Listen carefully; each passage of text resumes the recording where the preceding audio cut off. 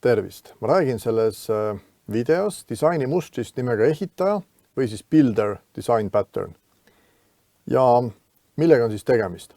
Ehk siis tegemist on loovmustriga. Meil on erinevad tüüpi mustrid. Ehk siis see on loovmuster, mis tähendab seda, et see tegeleb objektide loomisega. Ja mida ta siis, miks see vajalik on siis see, et me võime nagu keerukate objektide loomise võime anda selle ehitaja mustri kätte. Ehk siis, nagu mõte ongi, siis me saame läbi selle mustri, disaini mustri saame siis seda loomist teha natukene mugavamaks, loetavamaks ja seeläbi ka selgemaks. Ja mis me siis saame teha, on siis see, et me saame eraldada, kui meil näiteks on mingisugune klass, näiteks, ma hakkan siin, meil on niisugune kaar näide, mis ma siin hakkan tegema. See on mingisugune klass, siin klassis toimub väga palju erinevaid asju. Ja üks osa tavaliselt ikka klassist on siis see, et kuidas sellest klassist nii-öelda objekt luua. Ehk siis me saame siia nagu konstruktor, et võib juhtuda see, et kui meil on keeruline objekt või keeruline niisugune klassi kirjeldus ja seeläbi ka see konstruktor või siis see objekti loomine on väga keeruline, mis tähendab seda, et sellest koodist väga suur osa on siis objekti loomisega seotud. Aga tegelikult, mis me tahame teha, on see, et me tahaks hoida selle klassi selles mõttes lihtsa, et kõik muu funktsionaalsus oleks siin ja võib-olla mingisugune väike osa oleks siis tegeleks loomisega. Ja selle loomise keerukuse või loogika me siis pigem paneme mingisugusesse Builder nii-öelda teise klassi. Et meil on eraldi klass, mis siis tegeleb, oletame, et siin see loogika võib olla palju pikem, aga mis ta teeb, on siis see, et tema siis hakkab looma seda kaar objekti. Ja see võibki vabalt olla nii, et teinekord see nii-öelda ehituse klass on palju suurem, palju keerukam siis kui see objekt ise. Aga jällegi, et eks me seda vaatame pärast, et seda on mõtet kasutada siis, kui meil tegemist on tõesti keeruliste nii-öelda objektidega. Et kui teil on väga lihtne mingisugune objekt, kus teil on ainult võib-olla 2 väärtust sees, siis seda Builderit ei ole väga mõtet kasutada. Et nagu näha siin juba pildilt, et kui meil on üks klass, mida me tahame oma koodis kasutada, siis ma pean selle jaoks tegema eraldi klassi, mis siis hakkab seda asja looma. Nii et, et seda on mõtet teha tõesti siis, kui meil on tegemist keerulise objektiga. Ja mida ta siis veel teeb, on siis see, et selle objekti loomine on siis koodis loetavam. Kohe vaatame, mida see tähendab, et igal juhul koodi lugejal on natukene selgem. Vaatame, kuidas objekti loomine käib. Et tavaliselt me siis kasutame konstruktorit. Ongi siis see, et mul on siin, eks ole, mingisugune kaar nii-öelda klass. Sellest objekti loomine ma siis kirjutan new car ja see ongi see, mis on konstruktori ülesanne. Aga keerukama objekti puhul on see võib-olla päris keeruline, et me vaatame kohe ka päris konkreetseid koodi näiteid, et meil võib juhtuda see, et kui mul näiteks siin kaar klassis on nagu või objektil on mitu erinevat välja ja konstruktoris ma tahan nüüd kõiki neid väärtustada. See tähendab seda, et see konstruktor juba tuleb päris mitme nii-öelda parameetriga ja eriti teeb keeruliseks see, et kui need parameetrid mõned on kohustuslikud ja mõned ei ole, siis kuna me Javas teadupärast saame seda nii-öelda, me saame küll luua nii-öelda erinevaid konstruktoreid, aga selleks me siis peamegi tõesti looma ühe konstruktori, nii-öelda põhikonstruktori jaoks peame looma hästi palju erinevaid variante, kus siis esimene parameeter on vajalik, siis esimene, teine on vajalik, esimene, kolmas on vajalik, teine ja kolmas on vajalik, teine ja neljas ja nii edasi. Et kui mõned parameetrid ei ole kohustuslikud, et siis selle nii-öelda kasutamine võib osutuda ebamugavaks. Ja erinevate konstruktorite loomine pole nagu hea lahendus. Täpselt see näide, et kui ma hakkan kombineerima, et kus on esimene, teine, kolmas, näiteks esimene, teine, kolmas, siis on esimene, teine, neljas, et sisult ma pean iga asja jaoks looma eraldi konstruktori. Või siis tõesti kasutan seda peamist konstruktorit, aga jätan osad väljad tühjaks või panen siia mingisugused tühjad väärtused sisse.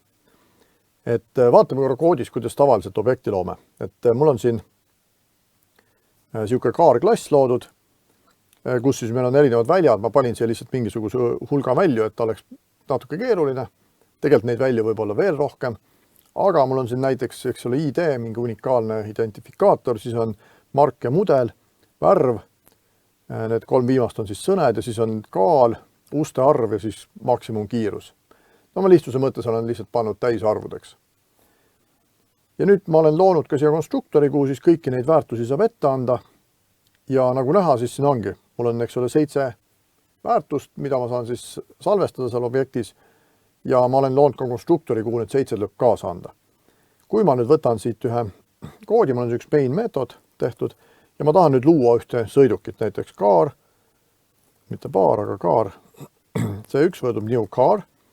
Ja nüüd ma pean hakkama siis neid kõiki kirjatama. ID on näiteks 1, siis on näiteks Audi, A6, värv näiteks red, siis meil on kaalu näiteks, ma ei tea, 2000, oletame mingis kilogrammides, toors 4 ja näiteks max speed on, ma ei tea, 280. See on nüüd olukorras, kus ma kõik tõesti need andmed olen sisestanud, aga oletame, mul on mingi teine sõiduk, mul võib-olla ei ole nii tingimata vajalik, et kõik need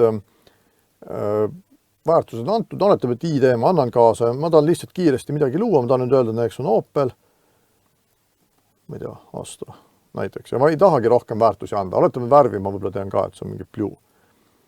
Aga ma ei tea, mis on tema kaal, mis on uste arv, mis on ta max kiirus, no mis ma võin see teha, ma võin see panna näiteks, oletame, et kokkuleppel panen -1.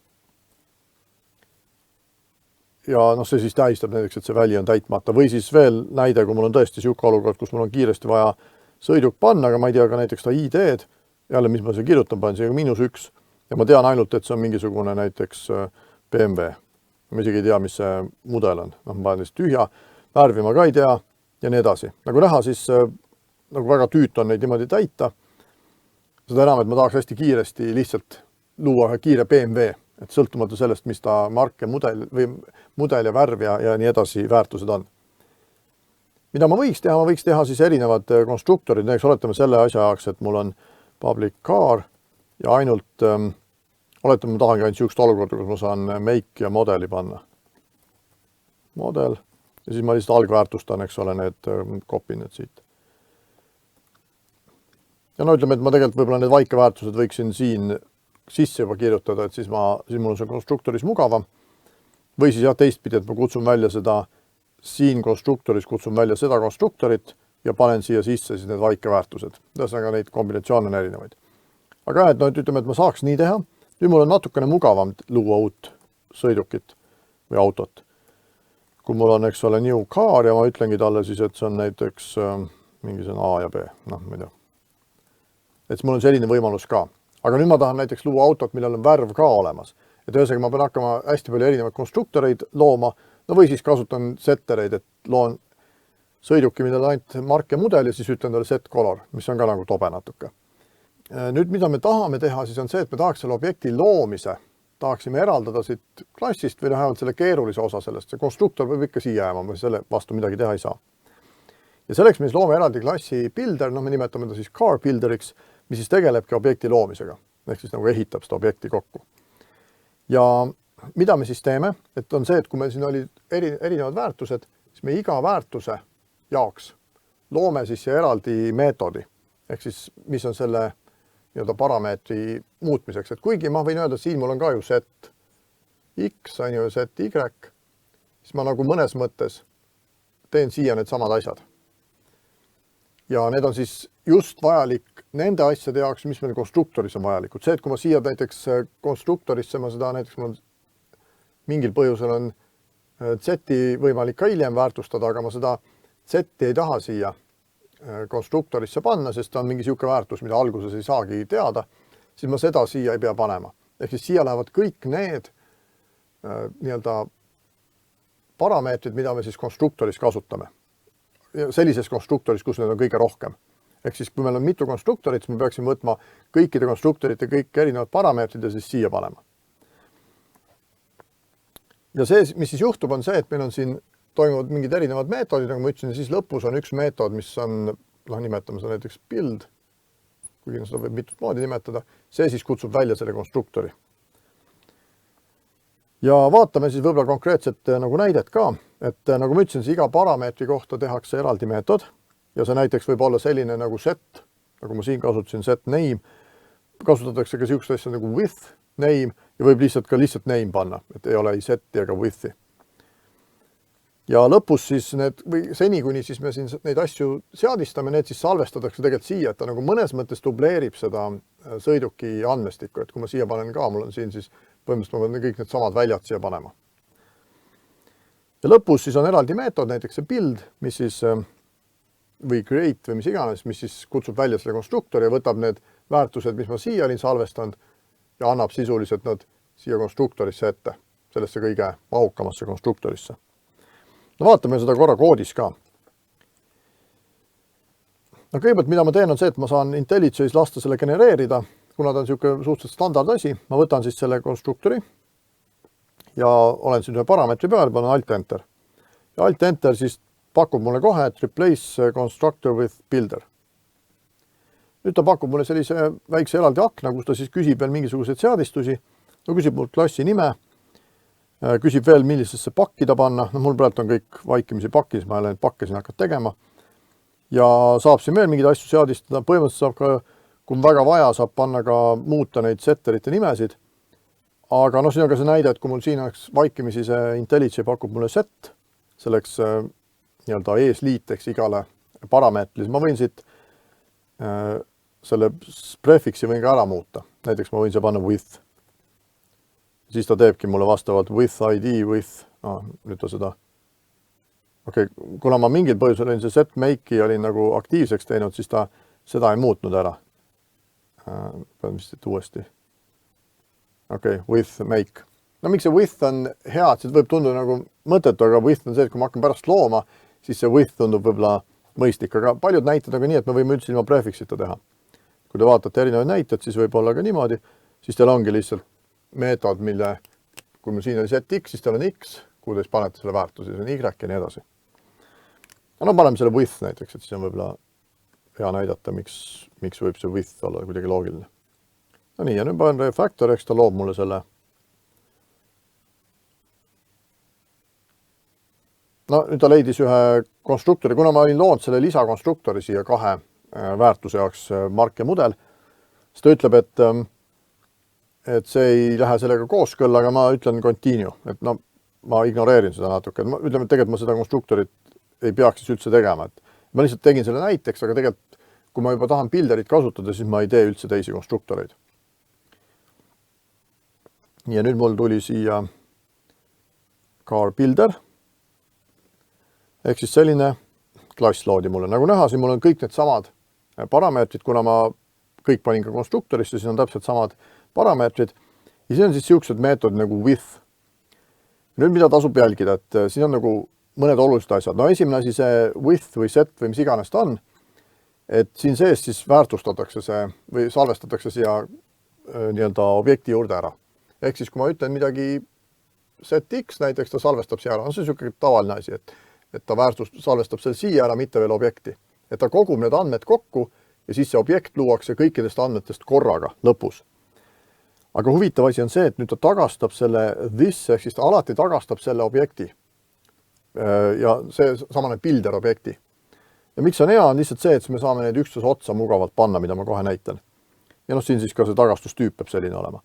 Ja siis kõige lõpus on selline create car, mis siis tagastab meile, see siis reaalselt loob selle sõiduki või selle objekti ja tagastab selle. Ehk siis nüüd on see koht, kus siis kopeeritakse kõik need andmed. No jah, antakse siia nii-öelda edasi. Antud juhul siin ei kopeerita, tegelikult ta võtab siit need otse nii nagu on. Ja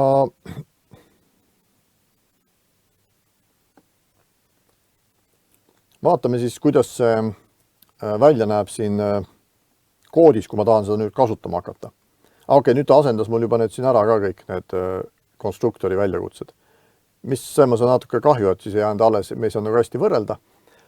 Aga sellega poolest me saame siia luua uusi sõidukeid. Näiteks, kui ma nüüd hakkan mingit car 5 tegema, siis mis ma teen on see, et ma mitte ei kutsu välja seda car konstruktorit, vaid ma kirjutan niimoodi, et on new car builder. Ja nüüd ma siit saan siis hakata nagu leiutama järjest, et see on siis, noh, nüüd ta esialgu lõi selle objekti, kuhu ma hakkan asju koguma ja nüüd see with siis näitab, et ehita mulle sõiduk with siis nagu koos näiteks with make, näiteks Audi, siis with model A6. Ja oletame, ma tahan panna talle ka mingi colori ehk siis värvi, white. Ja nüüd lõpus ma ütlen siis create car. Ja nüüd, kui mul oleks alles need eelmised, ma võin see ühe kiiresti proovida teha, et kopida siit. Car C1 World of New Car ja siis paneme siia siin 1 Audi A6 Black, siis oli 2000, 4 just ja Max Speed 200 näiteks. Et kui te nüüd võrdlete seda koodi, mis see konstruktorisse on antud, et kuigi minul see IntelliJ nagu aitab mind natuke, ta näitab mulle ära siin selle parameetri nime, ehk ma tean, et see 1 on ID, 200 on Max Speed ja nii edasi, aga kui mul ei oleks, kui ma vaataks seda koodi otse, näiteks, ma ei tea, tekstiredaktoriga, millel ei ole Java tuge ja tema ei oska seal vahet teha, siis ma näeksin lihtsalt komaga eraldatud mingisuguseid väärtusi. Ja väga raske on siis aru saada, mida see 2000 täpselt tähistab. Aga kui ma sellisel kujul kirjutan ja ma ütlen siia, et with weight 2000, siis on palju selgem aru saada, et millega on tegemist. Ja samamoodi ma saan luua igasugust erinevaid kombinatsioone nendest sõidukitest erinevate parameetrite väärtustamisega, et ma ei pea kõiki asju kaasa andma või ma ei pea hakkama neile nii-öelda tühje väärtusi välja mõtlema siin. Muidugi need tühjad väärtused niikuinii tekivad ja siis on võimalik need siin builderis või konstruktoris ikkagi nagu ära defineerida, mis siis juhtub, kui ma näiteks antud juhul seda näiteks ID-d ei määra, et mis see ID siis saab olema. Antud juhul ta vist paneb sinna lihtsalt 0 väärtuseks, et selle ma võin ikka kuskil võib-olla ära defineerima, aga vähemalt see inimene või see programmeerija, kes hakkab kasutama minu builderit või hakkab minu objekte looma, et siis temal on oluliselt mugavam seda teha. Ja see on ka näide, et kui me loome konstruktoriga sellise sõiduki objekti versus siis see, kuidas me seda builderiga loon. Et kuigi jah, me tegime oma koodi selles keerulisemaks, et me lisasime uue builder klassi, siin peab arvestama seda, et kui mul lisandub siia uus väli, lisandub konstruktorisse, siis ma pean seda lisama ka siia builderisse, et selle võrra ta nagu natuke läks keerulisemaks, aga jälle nii-öelda koodi kasutamise seisukohast läks asi natukene loogilisemaks ja kõik see keeruline loogika, mis ma oleks pidanud siia erinevate konstruktoritega tegema, saan ma ära lahendada seda builderiga. Ja miks see siis üldse vajalik on, mis need eelised siis võiks olla, et üks siis on see, et seda on selgem lugeda, seda me vaatsime, et see, et mul on pikk ahel erinevatest parameetritest või nende väärtustest versus see, et ma ütlen ära, et mis on värv, mis on ma ei tea, mark ja mudel, et see oli oluliselt lihtsam lugeda selle builderi puhul. Kõiki parameetrid ei pea väärtustama, ehk siis ma ei pea iga kord kaasa andma kõiki neid 7 väärtust ja ma ei pea ka hakkama, eks ole, erinevaid kombinatsioone nendest parameetritest tegema, ehk siis ma ei pea neid konstruktoreid väga palju valmis tegema, et siis kõiki kombinatsiooni toetada. Et see builder annab mulle kohe automaatselt võimaluse kõiki erinevaid kombinatsioone kasutada. Et ma annan talle 1. ja 7. väärtuse, annan 1., 2., 5. ja nii edasi. Et seda, et konstruktoris mugavalt teha, siis ma peaks looma hästi palju erinevaid konstruktoreid. Ja teine asi on jah, siis, või kolmas asi on see, et see kogu see loogika, mis meil muidu oleks siin olnud, mis näiteks tähendab seda, et mul on hästi palju erinevaid konstruktoreid, selle ma siis viin välja siia builderisse. Ja siis siia selle objekti sisse või klassi sisse jäävad ainult need, ütleme, setterid, ketterid, võib-olla on veel mingi täiendav funktsionaalsus, aga me selle objekti loomise loogika oleme siis tõstnud builderisse. Nii et keeruliste objektide puhul soovitan kasutada builder disaini mustrit selleks, et siis kogu see keerukus välja viia ja võib-olla oma kood natukene selgemaks teha. Nii et edukat ehitamist!